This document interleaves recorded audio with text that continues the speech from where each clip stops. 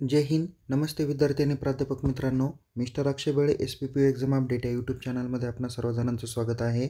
या व्हिडिओमध्ये आपण सावित्रीबाई फुले पुणे विद्यापीठाच्या ज्या परीक्षा ऑक्टोबर, नोव्हेंबर, डिसेंबर 2025 रोजी होणार आहे अशा विंटर एक्झाम 2025च्या SYBSC सेमिस्टर 3 2024 क्रेडिट पॅटर्नच्या म्हणजेच NEP पॅटर्न 2020च्या परीक्षा फॉर्म कसा भरावा याबाबत आपण या व्हिडिओमध्ये माहिती घेणार आहोत. परीक्षा फॉर्म कसा भरावा, त्यानंतर त्याच्या पुढची प्रोसेस कशी करायची, या परीक्षा फॉर्म भरताना त्याच्यात विषय कशा पद्धतीने सिलेक्ट करायचे, ओळीचा विषय कशा पद्धतीने घ्यायचा आणि बाकीची सर्व महत्त्वाची माहिती या व्हिडिओमध्ये आपण सांगणार आहे. त्यामुळं परीक्षा फॉर्म भरण्यापूर्वी हा व्हिडिओ काळजीपूर्वक बघा, कारण मेजर आणि मायनर सब्जेक्ट सिलेक्ट करताना जर का चूक झाली तर तुम्हाला खूप मोठ्या समस्याला सामोरं जावं लागेल. तर चला तर मग आपण सुरुवात करूया. SYBSC सेमिस्टर 3चा NEPचा फॉर्म कशा पद्धतीने भरावा.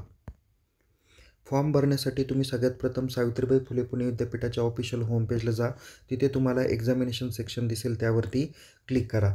थोडंसं खालती स्क्रोल करा. स्टुडंट सेक्शनमध्ये इथे तुम्हाला एक्झाम फॉर्म ऑनलाईन दिसेल, त्या बटनावर क्लिक करा. खालती स्क्रोल केल्यावर 1 ते 8 पद्धतीच्या लिंक दिसतील.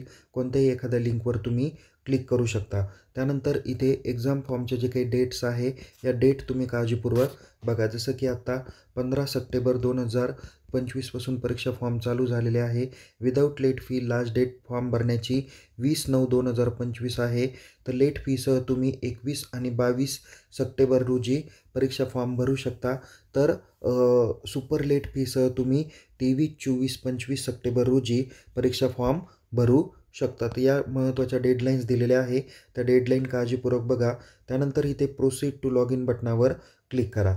त्यानंतर प्रोसीड टू लॉग इन बटनावर क्लिक केल्यानंतर इथे या पद्धतीचा डॅशबोर्ड बघायला भेटेल. इथे तुम्हाला स्टुडंट प्रोफाईल सिस्टीममध्ये स्टुडंट कॉलम सिलेक्ट करा. तिथे ऑनलाईन लॉग इन बटन दिसेल, क्रिएट अकाउंट आणि लॉग इन बटन. तर लॉग इन बटनावर क्लिक करा. या ठिकाणी लॉग इनमध्ये जा. इथे मेल ID किंवा मोबाईल नंबर दोन्हीपैकी एक सिलेक्ट करा.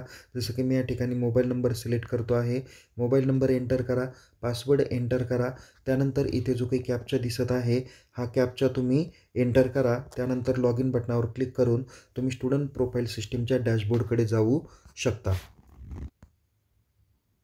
बघा विद्यार्थी मित्रांनो, या ठिकाणी डॅशबोर्डला आल्यानंतर इथे तुम्हाला स्टुडंट प्रोफाईल सिस्टीम दिसून येणार आहे. तर डॅशबोर्डमध्ये सर्व तुमच्या कोर्सची किंवा स्टुडंटची बेसिक माहिती दाखवल्यानंतर उजव्या बाजूला आपल्याला ॲक्शन कॉलमकडे स्क्रोल करायचा आहे. इथे तुम्हाला ॲक्शन कॉलम दिसणार आहे. या ॲक्शन कॉलममध्ये सगळ्यात प्रथम अपडेट ABCID किंवा अपर ID मध्ये जा.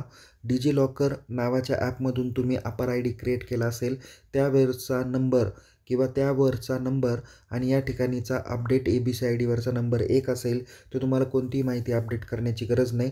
पण दोन्ही नंबर वेगवेगळे असेल तर आत्ता डिजिलॉकरमधून जो काही ID क्रिएट केला त्यावरती असलेला अपर IDचा नंबर या ठिकाणी अपडेट ABCID किंवा अपर IDमध्ये जाऊन अपडेट करा, सेव्ह करा. त्यानंतर पुन्हा तुम्ही काय करा, या डॅशबोर्ड बटनावर क्लिक करा किंवा डॅशबोर्ड बटनावर तुम्ही येताल. इथे सगळ्यात शेवटी एक्झाम फॉर्म दिसेल, त्या एक्झाम फॉर्मवरती क्लिक करा. थोडंसं पुन्हा स्क्रोल करा. त्यानंतर प्रोसीड बटन दिसेल, त्या बटनावर तुम्ही क्लिक करा. त्या बटनावर क्लिक केल्यानंतर इथे तुम्हाला या पद्धतीचा ऑनलाईन एक्झाम फॉर्म डॅशबोर्ड बघायला भेटेल. इथे फर्स्ट इयर आणि अदर दॅन फर्स्ट इयर असे 2 ऑप्शन आहे. तुम्ही अदर दॅन फर्स्ट इयर हा ऑप्शन सिलेक्ट करा आणि क्रिएट न्यू ॲप्लिकेशन बटनावर क्लिक करून तुम्ही पुढची माहिती भरू शकता. या ठिकाणी बघा विद्यार्थी मित्रांनो, स्टुडंटची बेसिक डिटेल तुम्हाला येणार आहे. खालती स्क्रोल करा थोडंसं आणि त्यानंतर इथे नेक्स्ट बटनावर क्लिक करायचं आहे. इथे बघा तुमचे PRNची डिटेल्स, इलिजिबिलिटी नंबर आणि मीडियम ऑफ इन्स्ट्रक्शन अशी माहिती झाल्यानंतर या नेक्स्ट बटनावर क्लिक करून तुम्ही सब्जेक्टकडे येऊ शकता. आता या पुढचा फॉर्म तुम्ही शक्यतो तरी डेस्कटॉप मोडमध्ये सिलेक्ट करू शकता. बघा डेस्कटॉप मोडला सिलेक्ट केल्यानंतर इथे तुम्हाला सिलेक्ट 1 मेजर आणि 1 मायनर स्पेशलायझेशन सब्जेक्ट दिसणार आहे. इथे बॉटनी, झुलॉजी, त्यानंतर इथे केमिस्ट्री आहे. हे 3 विषय त्यांनी फर्स्ट इयरला असताना सिलेक्ट केलेले आहे. तर तुम्ही पण तुमचे जे काही 3 सब्जेक्ट असणार आहे या 3पैकी कोणतेही 2 सब्जेक्ट तुम्हाला सिलेक्ट करायचे आहे. पण सिलेक्ट करत असताना जो विषय तुम्हाला मेजर करायचा आहे, म्हणजे ज्याच्यात तुम्हाला डिग्री मिळवायची आहे, तो विषय सगळ्यात प्रथम तुम्हाला सिलेक्ट करायचा आहे. जसं की या ठिकाणी केमिस्ट्री विषय मी सिलेक्ट केलेला आहे. त्याच्या पुढे लगेच मेजर सब्जेक्ट म्हणून नाव आलेलं आहे. आणि दुसरे जे काही 2 सब्जेक्ट आहे त्यापैकी एक सब्जेक्ट मी सिलेक्ट केला झूलॉजी. तुम्ही आपल्या महाविद्यालयात कोणता सब्जेक्ट आहे, तुम्ही कोणता सब्जेक्ट घेतला त्या पद्धतीने मेजर आणि मायनर सब्जेक्ट तुम्ही सिलेक्ट करा. जसं की या ठिकाणी या स्टुडंटनी झूलॉजी घेतलेला आहे. त्यानंतर इथे सेव्ह आणि नेक्स्ट बटनावर काय करा, क्लिक करा. सेव्ह नेक्स्ट बटनावर क्लिक केल्यानंतर इथे तुमचे 3 आणि 3 6 विषय तुमचे कंपल्सरी येणार आहे. इथं तुमच्या फील्ड प्रोजेक्ट रिपोर्टला टिक मार्क पण योग्य त्या प्रॉपर ठिकाणी देण्यात आलेल्या आहे. त्यानंतर हे 6 सब्जेक्टमध्ये तुम्हाला कुठेही चेंज करण्याची आवश्यकता राहणार नाही. 7वा विषय तुमचा कंपल्सरी सब्जेक्ट CCचा सब्जेक्ट आहे, तो या ठिकाणी दिलेला आहे. त्यामध्ये पण तुम्हाला कुठेही बदल करायचा नाही. त्यानंतर इथे ऑप्शनल सब्जेक्टमध्ये जे काही टोटल 6 सब्जेक्ट दाखवलेले आहे यापैकी कोणतेही 3 सब्जेक्ट तुम्हाला घ्यायचे आहे. त्यापैकी पहिले जे काही 2 सब्जेक्ट दाखवलेले आहे हे तुमच्या भाषाविषयक दाखवलेले आहे. त्यामध्ये तुमची मराठी, हिंदी किंवा तुम्हाला जी काही लँग्वेज पाहिजे नसेल, सपोज इथं उर्दूची भाषा दिलेली नाही आहे, पण ज्या महाविद्यालयाने पाहिजे नसेल तर त्यांनी एक्झाम सपोर्टला मेल करा.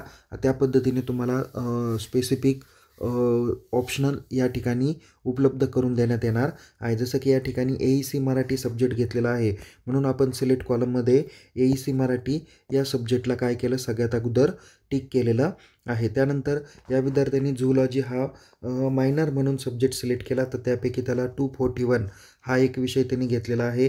आणि त्यानंतर इथे त्याचं प्रॅक्टिकल 243 हे एक प्रॅक्टिकल आपण घेतलेलं आहे. अशा पद्धतीने इथून 3 सब्जेक्ट आपण घेतलेले आहे. आता या ठिकाणी बघा की तुमचे मेजर सब्जेक्ट रिलेटेड 6 सब्जेक्ट आले, एक CCचा सब्जेक्ट आला, झाले 7 सब्जेक्ट. ऑप्शनल सब्जेक्टमधून 3 सब्जेक्ट घेतले, झाले किती, 10 सब्जेक्ट. आणि आपल्याला टोटल क्रेडिट असतात 22. आपण प्रत्येक सब्जेक्ट 2 क्रेडिटला आहे. 10 गुणिले 2 झाले 20 क्रेडिट झाले. 2 क्रेडिट तुमचे OEचे असणार आहे. त्याकरता इथे सेव्ह आणि नेक्स्ट बटनलावर क्लिक करा. क्लिक केल्यानंतर इथे सिलेक्ट फॅकल्टी फॉर OE म्हणून येईल. यामध्ये सिलेक्ट फॅकल्टीवर क्लिक करा.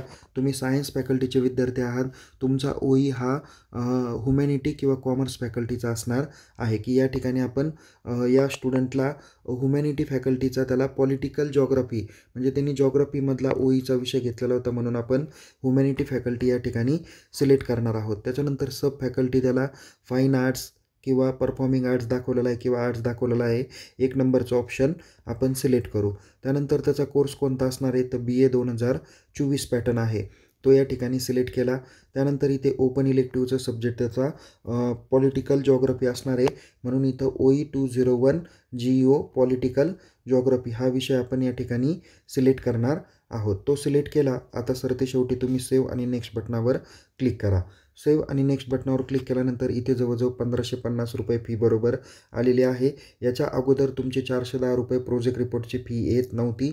ज्या विद्यार्थ्यांनी फॉर्म भरला आहे पण फी आलेली नाही त्यांनी रिफ्रेश करून फॉर्म भरा तुम्हाला किंवा रिप्रिंट काढा. तुमच्या फॉर्ममध्ये प्रोजेक्ट रिपोर्टची फी ही येणार आहे. त्यानंतर इथे तुम्ही चौकोन बॉक्समध्ये काय करा, क्लिक करा आणि या ठिकाणी confirm and go for dashboard या बटनावर क्लिक करायचं आहे. इथे क्लिक केल्यानंतर इथे काय झालेलं आहे की तुमचा सिरियल नंबर, तुमचा ॲप्लिकेशन नंबर, तुमचा कोर्स नेम, नंतर ॲप्लिकेशन स्टेटस कंप्लीट आलेला आहे, inward status pending at college आहे, चलन स्टेटस अनपेड आहे. त्यानंतर इथं प्रिंट प्रिव्ह्यू बटन दिसेल, हे बटनाची काय करा किंवा या बटनावर क्लिक करा. तुमचा परीक्षा फॉर्म जो काही आहे सॅम्पल PDF ती काय करा, डाउनलोड करा. आता याच्या पुढचं काम काय राहणार आहे, काळजीपूर्वक लिसन करा. फी कशा पद्धतीने पेड करायची याबद्दल माहिती देणारा व्हिडिओ या व्हिडिओच्या डिस्क्रिप्शन बॉक्सला दिलेला आहे. तो काळजीपूर्वक पद्धतीने बघा आणि त्या पद्धतीने तुम्हाला पुढचं काम करायचं आहे. या ठिकाणी आता तुम्ही फॉर्म फिल केलेला आहे. आता इथं प्रिंट प्रिव्ह्यूची प्रिंट घ्या. तुमच्या महाविद्यालयातील विषय शिक्षक किंवा HOD असतील किंवा जे काही प्राध्यापक नेमलेले असतील त्यांच्याकडून तो फॉर्म चेक करा. फॉर्म चेक केल्यानंतर तो बरोबर आहे याची खात्री पटल्यानंतर ऑफिस डिपार्टमेंटमध्ये संबंधित जे काही व्यक्ती काम करणार आहे फॉर्म इनवर्ड करण्याचं त्यांच्याकडे जाऊन तो फॉर्म दाखवा. त्या ॲप्लिकेशन ID बघून तुमचा फॉर्म काय करतील, इनवर्ड करतील. फॉर्म जर का चुकीचा वाटत असले तर ते फॉर्म काय करतील, डिलीट करून तुम्हाला भरण्याची पुन्हा संधी उपलब्ध करून देतील. पण फॉर्म बरोबर आहे तर ते फॉर्म काय करतील, इनवर्ड करून देणार आहे. त्यांनी तुम्ही फॉर्म इनवर्ट केलं का तुम्हाला मग पुन्हा हे लॉग इन करायचं आहे. इथं तुम्हाला पे ऑनलाईन बटनावर क्लिक करून तुम्हाला तुमचं पेमेंट पूर्ण करायचं आहे. पेमेंट कसं करायचं त्याबद्दल माहिती देणारा व्हिडिओ केलेलाच आहे. तो देखील व्हिडिओ तुम्ही काळजीपूर्वक बघा आणि जोपर्यंत तुम्ही पेमेंट करणार नाही तोपर्यंत तुमची प्रोसेस होणार नाही. त्यामुळे तो व्हिडिओ पाहायला विसरू नका. तर या पद्धतीने तुम्ही SYBSC सेमिस्टर 3चा परीक्षा फॉर्म भरा. तो महाविद्यालयात चेक करून इन्वर्ट करून घ्या आणि नंतर लॉग इन करून आपण ती फी पेड करायला विसरू नका. पुन्हा भेटूया एका नवीन विषयासह नवीन व्हिडिओसह. तोपर्यंत या यूट्यूब चॅनलला सबस्क्राईब करा आणि टेलिग्राम चॅनलमध्ये सहभागी व्हा. लिंक डिस्क्रिप्शन बॉक्समध्ये देण्यात आलेली आहे. तुम्हाला येणाऱ्या परीक्षेसाठी खूप खूप शुभेच्छा. Take care. जय हिंद. धन्यवाद.